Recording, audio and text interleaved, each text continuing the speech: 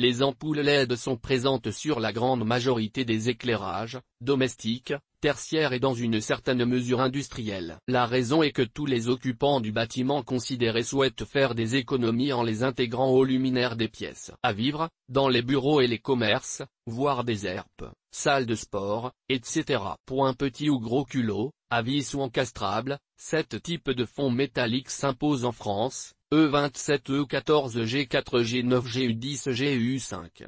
3R7S. Il est employé le concept générique de culot métallique, qui équipe les ampoules LED les plus populaires E27 et E14, mais il peut être fabriqué en céramique plastique bakélite quand il est métallique. L'usinage a de fortes chances d'être en laiton ou en nickel argenté. Comment lire les codes des culots d'ampoules LED? Définition des codes de culots. Les fonds métalliques d'ampoules LED sont nommés selon leur culot et leur taille, portant un code à une ou deux lettres suivies d'un nombre. Pour illustrer avec l'un des plus courants, le E27 correspond à des ampoules à gros culot à vis, le E-.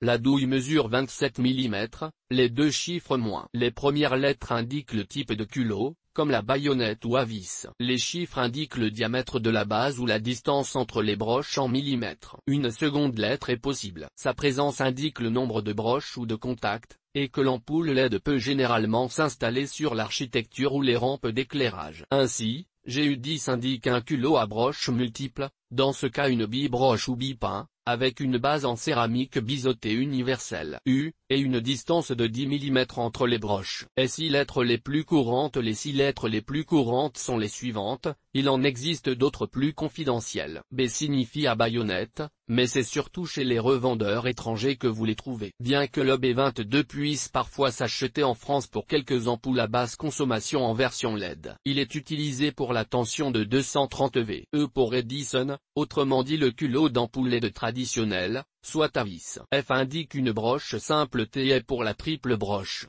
tels les tubes. G pour signifier globulaire.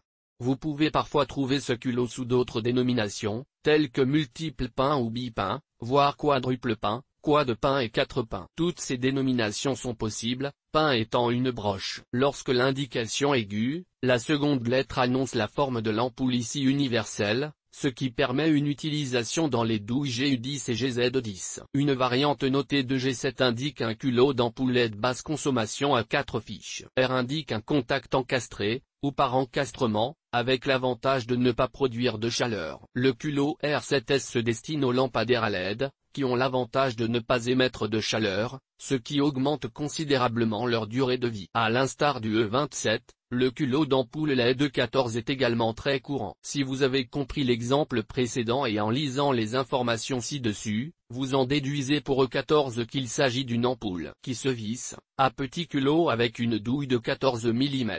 L'orientation obligatoire des ampoules LED. Certaines références se voient apporter une dernière lettre minuscule après le chiffre final, à l'instar d'une ampoule LED S14S, comme beaucoup de produits le devancent, Pohlmann et Harrick. Cette dernière indication informe de la position obligatoire de l'ampoule et du culot. A est la position verticale avec le culot. En bas H est la position verticale avec le culot. En haut P est la position horizontale avec le culot de côté. Les culots d'ampoule LED type Edition. L'histoire des conceptions de culots de type Edition remonte à la période couvrant la fin du 19e siècle et le début du 20e siècle, soit bien avant les ampoules LED. En substance, la différence de conception tient à la disponibilité variable des produits en Europe, où la conception à baïonnette était répandue, par rapport à la disponibilité outre-Atlantique, où la vis Edison était la plus populaire. Les ampoules LED E27 sont les plus courantes dans les logements et les bureaux aujourd'hui, voire l'éclairage public. À titre d'illustration, beaucoup de hublots accueillent ce format,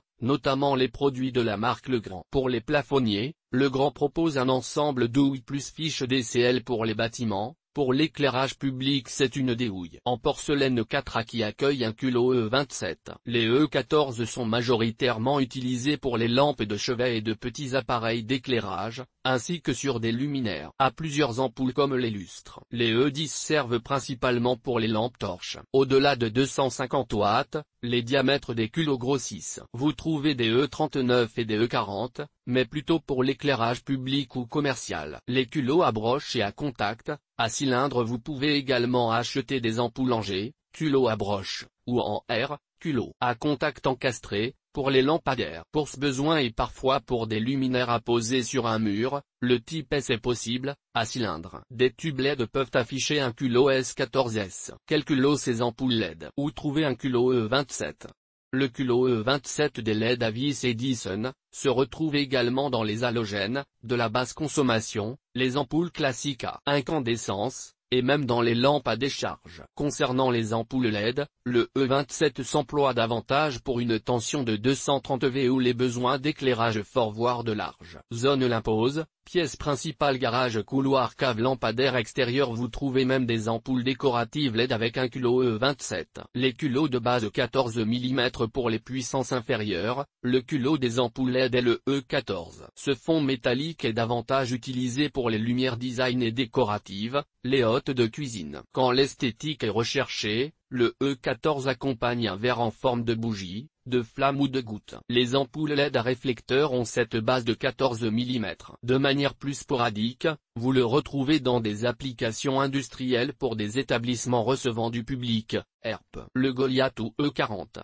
industriel et extérieur, le miniature ou E10, basse tension dans les guirlandes ou les lampes de poche par exemple. Les culots G13 et G5 détrônent le T8. Le culot de 26 mm T8 a cédé beaucoup de place au G13, avec maintenant un parfait rendu de couleur, entre 80-90 Ra. L'allumage nécessite un ballast électromagnétique. C'est une ampoule LED favorite pour l'éclairage d'un garage, d'un atelier, des bâtiments publics et industriels. Le fabricant Pollmann est le champion de la G13. Le T8 est décidément le mal-aimé, puisque la version T5 le substitue également. Simplement ce tube de 16 mm qui n'était que fluorescent, existe maintenant en version tube LED sans besoin de ballast électronique, le G5. Pollmann est très présent avec ce type de culot. La technologie plug-in pour le G4 et le G9. Avec la technologie plug-in, le culot G4 est armé d'une connexion bipin écartée de 4 mm.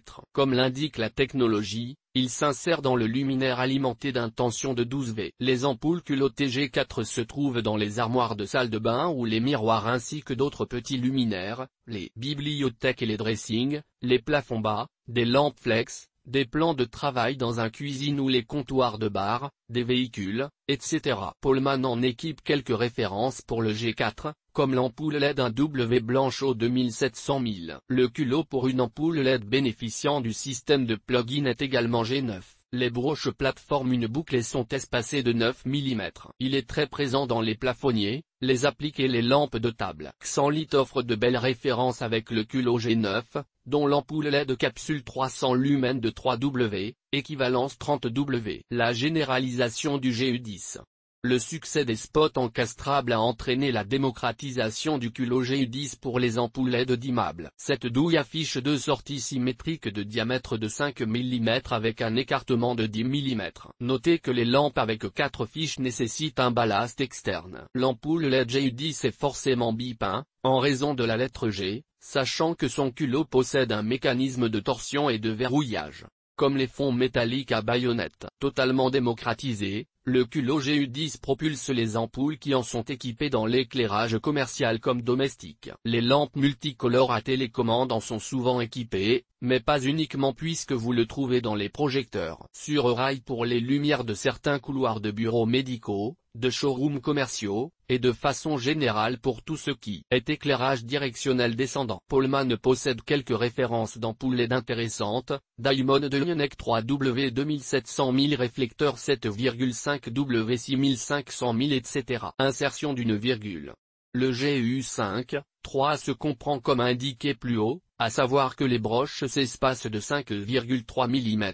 Et que le culot s'insère dans un spot encastrable mural ou de plafond. Toujours pour les luminaires d'une tension de 12 V et même secteur, mais idéal dans les environnements humides comme les salles de bain d'un hôtel, la cuisine d'une habitation, etc. Ce culot se retrouve également dans les magasins et les installations domestiques autres que les zones humides. Encore une fois, c'est Pollmann qui truste le marché, avec par exemple le Diamond de Quadro 3W Blanchot. Si vous découvrez l'indication MR16, sachez que c'est un culot GU5, 3 quand même. Il s'agit simplement de l'acronyme britannique Multifaceted Reflector. À titre d'illustration, l'ampoule LED Poleman réflecteur 3,5 WGU 5,312V bleu pourrait afficher MR16. Si vous souhaitez utiliser une ampoule LED dont le culot est différent de la douille du luminaire, vous pouvez acheter un adaptateur. Girard Sudron propose un adaptateur E27GU10 en céramique blanc, comme Poleman, mais décliné en fond métallique. Existe aussi en E14GU10